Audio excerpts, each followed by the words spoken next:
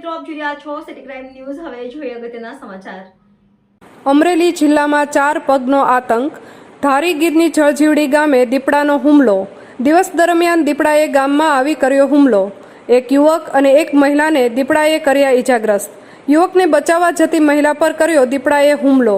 હાથ અને પગના ભાગે દીપડાએ કરી ઈજાઓ। બંને ઈજાગ્રસ્તોને અમરેલી સિવિલમાં સારવારમાં ખસેડાયા। 1 માસમાં બીજી વાર દીપડાએ કર્યો હુમલો। હુમલાખોર દીપડાને પકડી પાડવા વન વિભાગ જળજીવડી પહોંચ્યું। રિપોર્ટર સંજય વાળા, સિટી ક્રાઇમ ન્યૂઝ, ધારી। મારું નામ કિશોરભાઈ નારાયણભાઈ ભજાણિયા છે। હું રહું જળજીવડી। આ વારંવાર અમારા ગામમાં દીપડો આવી રીતે હુમલા કરેલ છે। આ પહેલા અમારે 1 મહિના પહેલા બનાવ બનેલો છે। સુરેશભાઈ ભૂપતભાઈ વેકરિયા એમની દીકરી ઉપર હુમલો કરેલો છે।